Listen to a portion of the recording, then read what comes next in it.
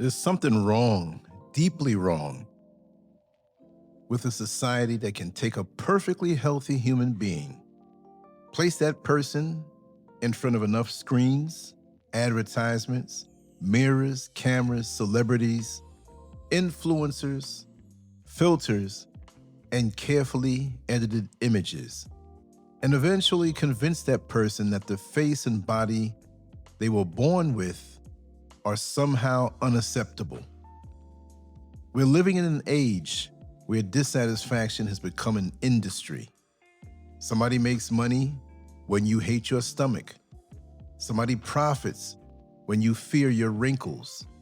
Somebody gets paid when you believe your hair, skin, muscles, nose, lips, teeth, weight, height, or age needs to be changed. The business model works best when you never quite feel good enough. It's making somebody else rich. See, I understand the pursuit of physical transformation because I lived inside that world myself.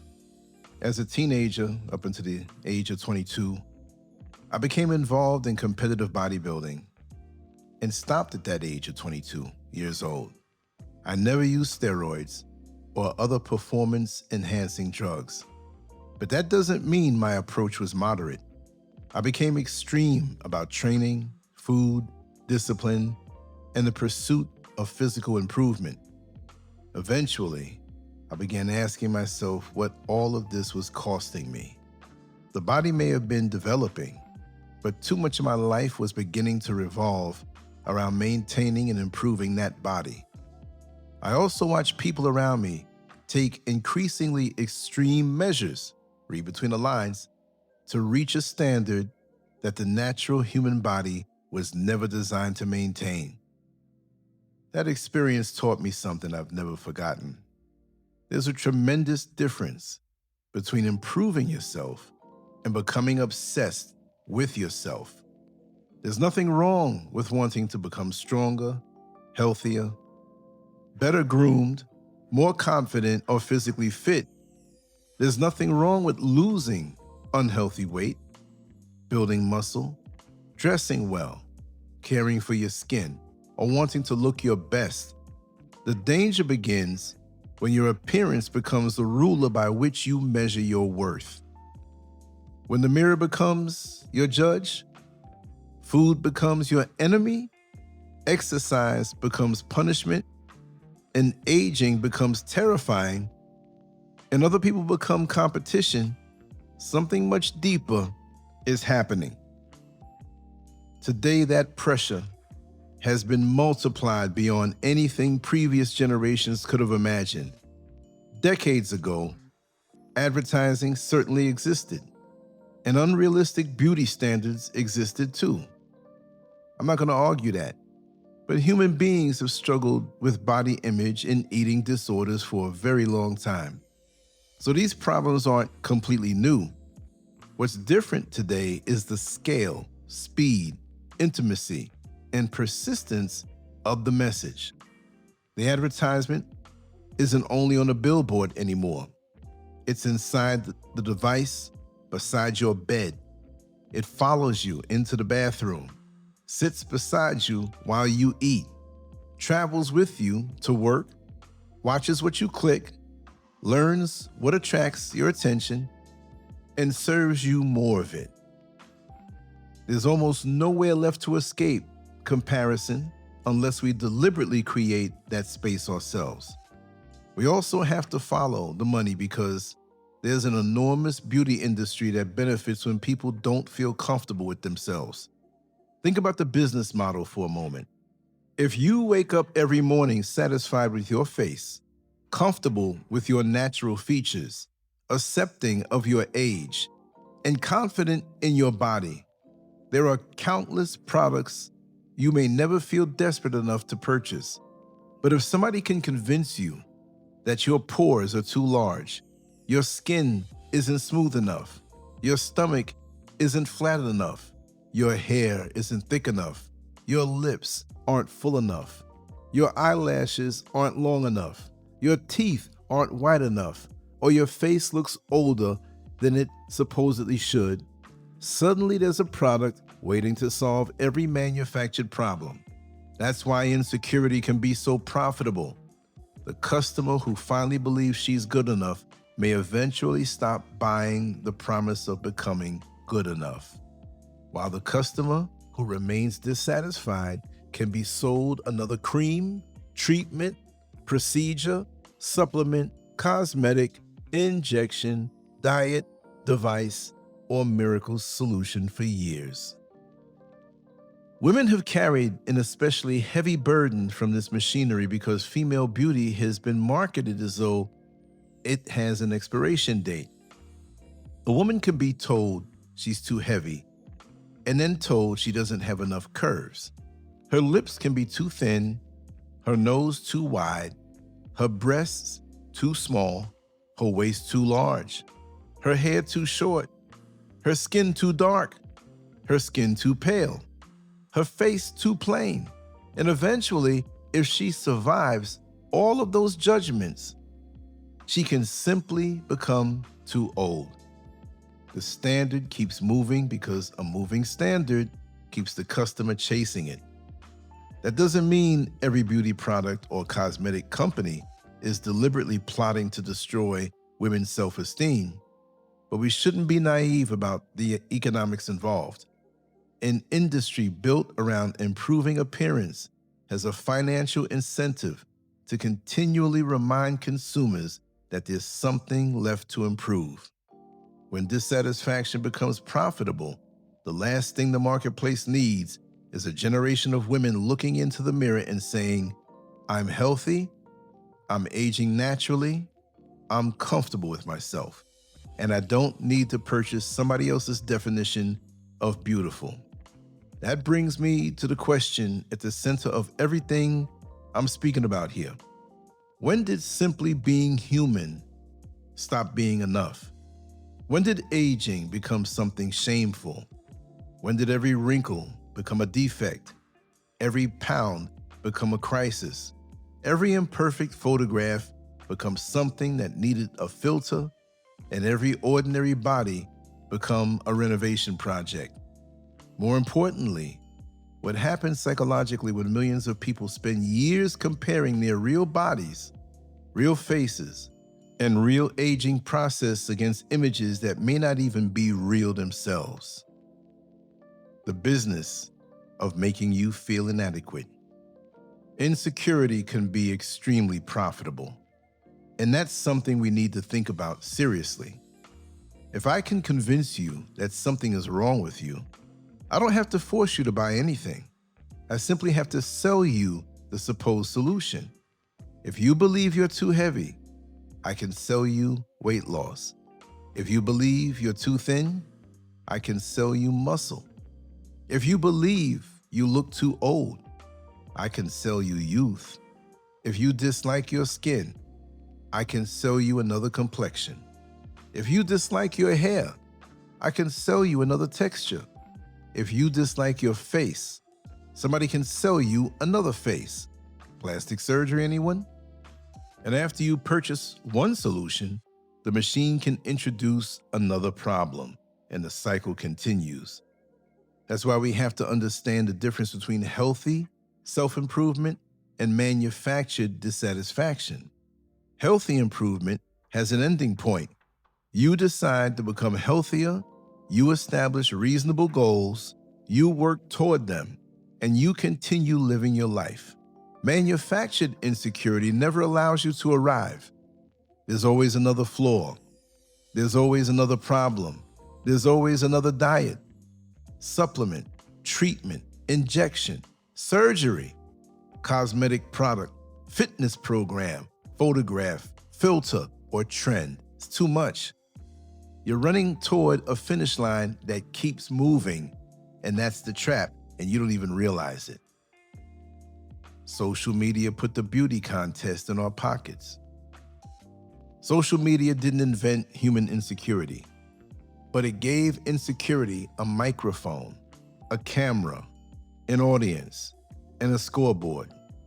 That scoreboard matters more than we sometimes admit because likes can be counted, Followers can be counted, views can be counted, comments can be counted, and shares can also be counted. Suddenly, social approval has numbers attached to it.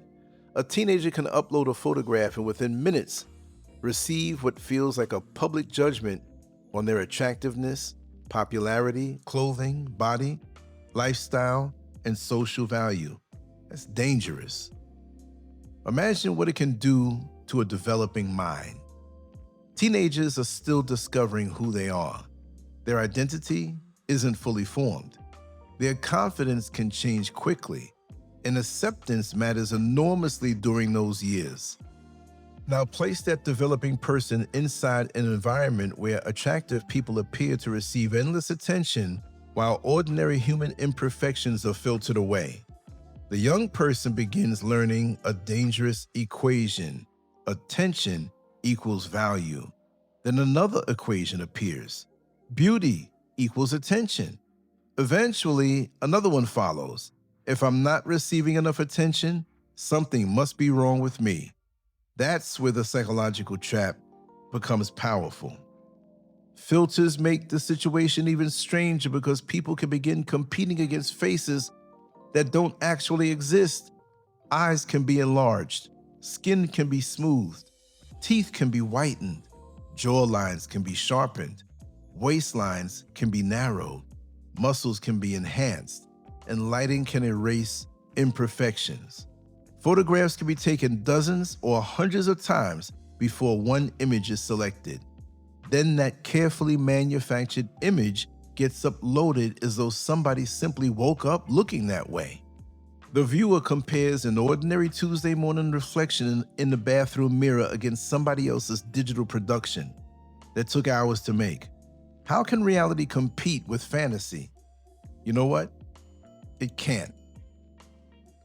When the person in the mirror becomes the enemy. One of the most painful consequences of appearance obsession is that people can lose the ability to see themselves accurately. Body dysmorphic disorder is a recognized mental health condition involving intense concern about perceived flaws in appearance that may appear minor or may not be noticeable to other people.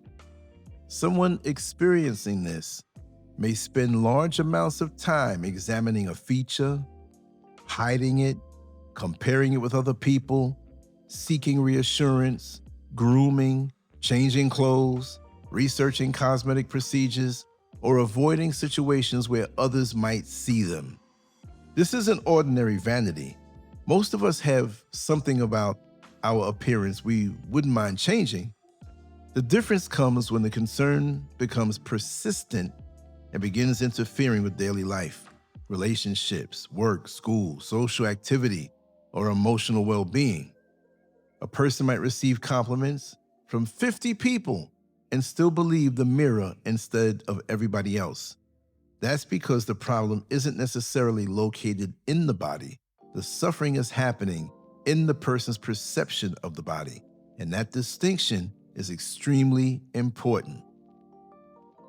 Muscle dysmorphia and the feeling of never being big enough. There's another appearance struggle that deserves special attention because men especially may suffer quietly with it. Muscle dysmorphia, sometimes informally called bigorexia. This involves an obsessive belief that the body isn't muscular or large enough even when other people may see a highly developed physique. I understand how seductive this mentality can become because competitive bodybuilding taught me how quickly the definition of enough can change. You build your arms, but now your shoulders seem too small. You develop your shoulders, but now your chest needs improvement. Your chest grows, but your back isn't wide enough. Then your legs aren't large enough. Then you aren't lean enough. Then somebody walks into the gym who's larger than you, and suddenly everything you accomplished yesterday feels inadequate today. The goalposts move. Training can gradually stop being something you do and become the center of who you are. Missing one workout can produce guilt or anxiety. Meals become mathematical equations. Social activities can be rejected because they interfere with training or eating schedules. The person may continue training despite injury. Some people may become tempted to use dangerous substances because natural progress no longer feels fast enough. Fitness should expand your life, but when fitness becomes consuming your life, something deserves attention. Anorexia nervosa is far more serious than simply wanting to be skinny. It's an eating disorder that can involve severe restriction of food, intense fear surrounding weight gain, and a disturbed perception of body weight or shape. Someone may become significantly undernourished while continuing to believe they need to lose more weight. That's what makes these disorders so dangerous. Telling somebody to just eat misunderstands the psychological struggle underneath the behavior. Food may have become connected with fear, control, guilt, identity, anxiety, or self-worth. Anorexia can become medically dangerous and potentially life-threatening. Anyone showing signs of severe food restriction, rapid or significant weight loss, fainting, weakness, heart symptoms, or other physical deterioration needs professional medical attention rather than internet advice or criticism from family or friends. Compassion and qualified treatment matter. Bulimia nervosa and the binge-purge cycle. Bulimia nervosa can involve repeated episodes of consuming unusually large amounts of food while feeling unable to control the eating, followed by attempts to compensate those behaviors such as self-induced vomiting, misuse of laxatives, fasting, or excessive exercise. What outsiders may see as strange behavior can actually be part of a painful cycle in which restriction leads to overwhelming hunger, binge eating leads to shame, shame leads to purging, purging creates promises that it'll never happen again, and then restriction begins again. The cycle continues, and the person may hide the behavior extremely well, meaning you can't necessarily determine whether somebody has bulimia simply by looking at their body. Repeated purging can also cause serious medical complications. This isn't something to romanticize or imitate or attempt to manage alone. Binge eating disorder and using food to escape. Binge eating disorder involves recurring episodes of eating large amounts of food while experiencing a sense of lost control, often followed by distress, shame, guilt, or disgust. This isn't simply overeating during a holiday dinner because the emotional component matters. Food can become comfort when somebody is lonely. Food can become sedation when somebody is stressed. Food can become companionship when somebody feels abandoned. Food can become a temporary escape from emotions that seem too powerful to confront. That's why telling someone to simply develop more willpower can completely miss the point. Sometimes the question isn't merely, why are you eating so much? The deeper question may be, what feeling are you trying not to feel? ARFID, and when food becomes extremely limited.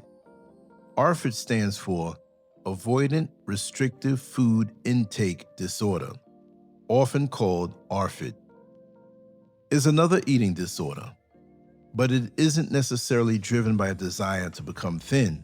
A person may severely limit foods because of sensory sensitivity, fear of choking or vomiting, lack of interest in eating, or other concerns surrounding food. That distinction matters because we sometimes assume every eating disorder is about beauty, but it isn't. Human psychology is complicated, and eating disorders can take different forms. Orthorexia, and when healthy eating becomes an obsession. There's also a term commonly used for an unhealthy obsession with eating foods considered pure and healthy, orthorexia. It isn't recognized as a separate diagnosis in every major diagnostic system, but the behavior it describes can become seriously disruptive. The irony is obvious because someone begins trying to become healthier, and then health itself becomes an obsession. More foods become forbidden. The acceptable food list becomes smaller. Eating at restaurants becomes stressful. Family gatherings become difficult.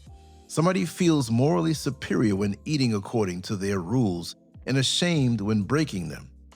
Healthy eating should support life, but life shouldn't become completely organized around eating perfectly. Compulsive exercise and when rest feels like failure. Exercise is one of the healthiest things many people can include in their lives. But even something healthy can become unhealthy when driven by compulsion. Some people feel unable to take a day off without guilt. They may exercise while sick or injured. They may use exercise primarily to punish themselves for eating, or they may organize their entire day around burning calories. The body requires recovery, and rest isn't weakness. When somebody feels emotionally distressed because circumstances prevent them from exercising, it may be worth examining what exercise has come to represent psychologically. Are you training because you love your body, or are you training because you hate it? Those are two different motivations. Cosmetic procedures and the search for a finish line. Cosmetic procedures deserve a balanced conversation. Not everyone who gets cosmetic surgery has a psychological disorder. Adults make personal decisions about their bodies for countless reasons, and cosmetic treatment by itself doesn't prove anything is wrong mentally. The warning sign appears when no procedure ever seems sufficient. One operation becomes another. One injection becomes another. One corrected feature reveals another supposedly unacceptable feature. The person keeps chasing satisfaction, but never catches it. This is especially concerning when someone expects changing the outside to repair pain originating inside. Surgery can alter physical features, but it can't automatically heal rejection, childhood wounds, loneliness, low self-worth, social anxiety, or the fear of aging. If the wound is psychological, changing the mirror may not heal it. The fear of aging has become an industry. We also need to talk about something that reaches far beyond teenagers because older adults are being sold insecurity too. Look around at the language surrounding aging. Everything is anti-aging. Wrinkles are treated like enemies. Gray hair becomes something that must be defeated. Normal changes in skin becomes defects. People are encouraged to turn back the clock. But where exactly are we supposed to turn it back to? 25? 35? 45? And what happens when we arrive at 75? Aging isn't a personal failure. It's evidence that you're still here. That doesn't mean somebody has to stop caring about appearance after a certain birthday. Dress well, exercise, eat well, groom yourself, take care of your skin, maintain your strength. Enjoy looking good, but understand the difference between maintaining yourself and declaring war against time. Time is undefeated, and none of us are staying here forever. When do we stop respecting the older face? There was once greater cultural space for elders simply to look like elders. A grandfather looked like a grandfather. A grandmother looked like a grandmother. The lines in their faces represented years lived. Today, we're increasingly encouraged to see visible aging as something requiring correction. And we need to ask what kind of message that sends to younger people. If a 60-year-old believes looking 60 is unacceptable, what does the 40-year-old learn? If the 40-year-old is terrified of looking 40, what does the 20-year-old learn? Everybody begins running backward, and nobody wants to inhabit the age they actually are. That's another form of stealing the present moment. Social comparison and the life you never got to enjoy. Comparison may be one of the biggest thieves operating in modern life. You can have a beautiful home and feel poor after watching somebody tour a mansion. You can have a healthy body and feel unattractive after scrolling through fitness models. You can have a loving relationship and feel inadequate after watching somebody's carefully staged anniversary video. You can have a successful career and feel like a failure after seeing someone announce another promotion. Nothing about your actual life changed, only your reference point changed. That tells us something powerful. Sometimes unhappiness doesn't come from what we lack. It comes from what we repeatedly compare ourselves to. Social media provides an unlimited supply of people who appear richer, younger, leaner, stronger, happier, more popular, more successful, and more desirable than we are. The word appear is doing a tremendous amount of work in that sentence. The filtered face can become more familiar than the real one. Something psychologically strange happens when people repeatedly alter photographs of themselves. Eventually, the edited version can become familiar, and the natural face begins looking wrong. The artificial version becomes normal, and the reality begins feeling defective. A person smooths the skin, changes facial proportions, adjusts the jaw, modifies the nose, brightens the eyes, changes the lips, and then stares at the image repeatedly. After enough exposure, the bathroom mirror can feel disappointing. But the mirror doesn't change. The standard changed. That's why digital beauty culture deserves serious discussion. We're entering a period where human beings can construct idealized versions of themselves in seconds and then compare their biological bodies against their digital avatars. The human body can't win that competition. No way. Another behavior worth recognizing is repeated body checking. Some people constantly inspect themselves in mirrors, windows, cameras, or photographs. They pinch their stomach. They measure body parts repeatedly. They weigh themselves many times. They constantly examine whether certain features have changed. Others do the opposite and avoid mirrors completely because seeing themselves causes distress. Neither behavior alone automatically proves a disorder, but when appearance checking or avoidance consumes significant time or causes serious emotional suffering, it deserves attention. You shouldn't have to spend your entire day policing your own body. Reassurance seeking can become another prison. Questions such as, do I look fat? Does my nose look strange? Do I look old? Are my arms getting smaller? Or can you see this wrinkle? May seem harmless because everybody asks for reassurance sometimes. The problem comes when reassurance never lasts. Someone says you look wonderful, and you feel better for 10 minutes. Then doubt returns. You ask somebody else, and they reassure you. The doubt returns again. Eventually, no compliment is powerful enough because the person isn't really asking other people what they see. They're fighting against what their own mind keeps telling them.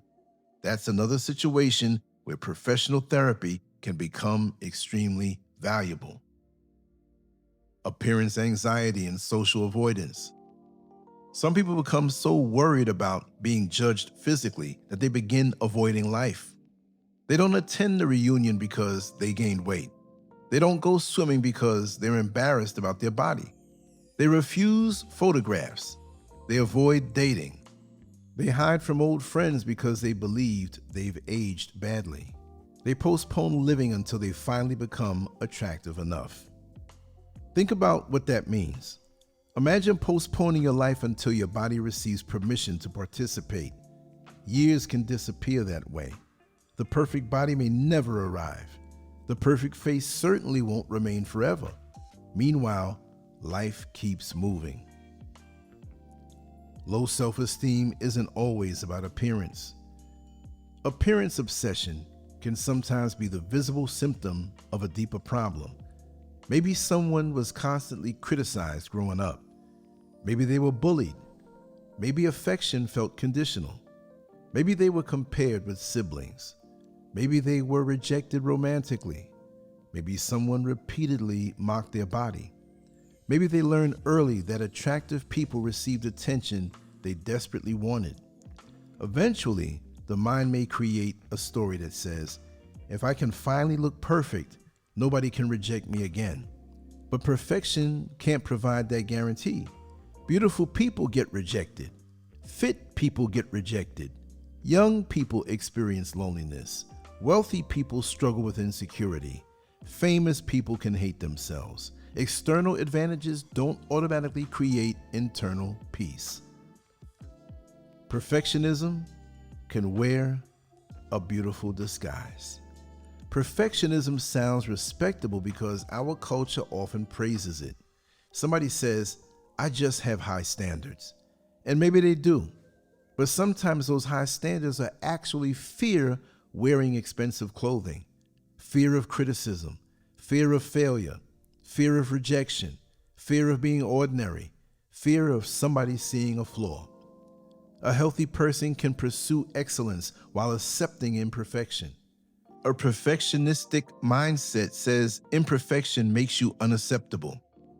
That belief can become exhausting because human beings are permanently imperfect.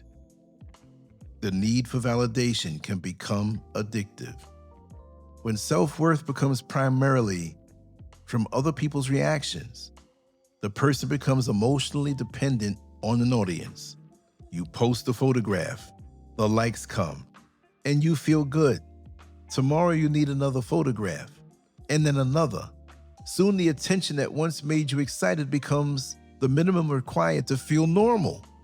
If engagement drops, anxiety rises. Now you aren't controlling the platform is controlling you. This doesn't mean everybody who enjoys likes has a psychological problem, because human beings naturally enjoy approval. The danger comes when approval becomes emotional oxygen.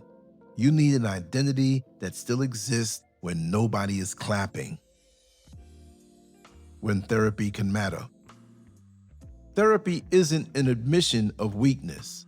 Sometimes we need another trained human being to help us identify patterns we can't see from inside our own minds. A qualified mental health professional can help someone explore where appearance fears begin, what triggers them, what beliefs maintain them, and what behaviors reinforce them. Evidence-based approaches may help people challenge distorted thoughts, reduce compulsive checking and avoidance, develop healthier relationships with food and exercise, and separate personal worth from physical appearance. Eating disorders and severe body image disorders may require a treatment team that includes mental health professionals and medical or nutrition professionals.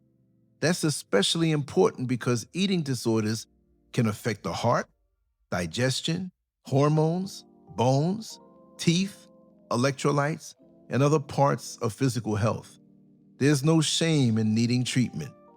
If your leg were broken, you wouldn't insult yourself for seeing a doctor, and the brain deserves care too. Don't diagnose yourself from an article. I want to make something extremely clear. Reading about a disorder and recognizing one or two behaviors in yourself doesn't mean you have that disorder. Human behavior exists on a spectrum. Someone can dislike photographs without having body dysmorphic disorder. Someone can occasionally overeat without having a binge-eating disorder. Someone can love the gym without having muscle dysmorphia. Someone can get cosmetic surgery without having a mental illness. Diagnosis belongs in the hands of qualified professionals. The better question after reading something that feels familiar isn't, which disorder do I have? Ask instead, is this causing me distress or interfering with my life? If the answer is yes, talking with a qualified professional may be worth it. Learn to control what enters your mind. One practical solution is becoming more selective about what you repeatedly consume. Your social media feed isn't harmless background noise. If following certain accounts consistently leaves you feeling ugly, old, poor, unsuccessful, undesirable, or inadequate, ask yourself why you continue feeding those images into your mind. Unfollow them, mute them, reduce your exposure. Take breaks and follow people and information that encourage health without creating obsession. The algorithm doesn't have a constitutional right to your attention. Your attention belongs to you, so take ownership of it. Stop comparing your behind the scenes with somebody else's highlight reel. Remember what you're actually seeing online. You don't see the argument before the photograph. You don't see the loneliness after the live stream. You don't see the financial problems behind the luxury photograph. You don't see how many photographs were deleted before the perfect one appeared. You don't always know what procedures, substances, filters, lighting, makeup, editing, posing, dehydration, dieting, or other techniques produced a particular appearance. You see the final product, and then you compare it with your unedited existence. That's not a fair comparison. Redefine what a good body actually is. Maybe we need a new definition of a beautiful body. A good body is one that carries you through life. A good body allows you to hug somebody you love. A good body lets you walk through your neighborhood. A good body allows you to laugh until your stomach hurts. A good body has survived things. It has scars. It changes. It ages. It isn't a mannequin. This doesn't mean neglecting your health. Quite the opposite. Care for your body because you value it, not because you despise it. Exercise because you want mobility and strength. Eat nourishing food because your body deserves fuel. Sleep because recovery matters. Visit your healthcare providers and take your health seriously. But stop treating your body like an enemy that must be beaten into submission before you're allowed to love yourself. Give children an identity bigger than their appearance. Adults have an enormous responsibility here. If children constantly hear adults criticizing their own bodies, children learn that bodies are things to criticize. If a mother constantly says she looks old and ugly, what does her daughter learn about aging? If a father believes masculinity depends entirely on having enormous muscles, what does his son learn about being a man? If adults constantly praise children primarily for being pretty, handsome, thin, muscular, or fashionable, children may begin believing appearance is the foundation of their value. Tell young people what else they are. They can be creative, reliable, compassionate, intelligent, funny, disciplined, curious, courageous, resourceful, and loyal. Their bodies will change repeatedly throughout life, so their identity needs deeper roots. Age with grace without apologizing for it. I believe there's tremendous freedom in accepting the season of life you're actually living. That doesn't mean surrender. And I'm not saying stop exercising because you're older. I'm saying exercise because you're older. Stay strong, stay sharp, keep learning, keep creating, keep dressing well, keep laughing, keep moving, keep loving, and keep living. But don't spend the final decades of your life grieving because you no longer look like you did in the first few decades. You weren't supposed to. The older face has earned its place. The gray hair has earned its place. The changing body has earned its place. There's something powerful about a person who walks into a room without apologizing for their age. Your body isn't your entire identity. This may be the most important lesson I carried away from bodybuilding. Eventually, I realized I needed a life bigger than my physique. The body changes, strength changes, muscle, hair, skin changes. Everything physical eventually changes. If your entire identity rests on appearance, aging will feel like your identity is being stolen from you. That's why we need deeper foundations such as character, purpose, wisdom, relationships, creativity, integrity, knowledge, service, experience, humor, and love. These things don't fit neatly inside a photograph, and that may be exactly why social media doesn't always know how to value them. The most important transformation may be internal. I'm not against transformation. I believe in transformation, but maybe we've been transforming the wrong things. Instead of endlessly changing the noise, change the belief that says the noise determines your worth. Instead of starving the stomach, challenge the voice telling you that being smaller will automatically make you lovable. Instead of desperately hiding every wrinkle, challenge the culture telling you that growing older makes you irrelevant. Instead of building another inch of muscle because you still feel small inside, ask what made you feel small in the first place. Instead of chasing another 1,000 followers, ask why strangers are being given the authority to determine whether your day feels successful. That's transformation. You were never supposed to look like everybody else. Human beings weren't manufactured on an assembly line. We have different faces, bodies, heights, bone structures, complexions, hair textures, metabolisms, abilities, ages, and genetic backgrounds. That diversity isn't a manufacturing defect, yet modern beauty culture repeatedly narrows accepted appearance into whatever happens to be fashionable at the moment. Yesterday, one body type was celebrated. Today, it's another one.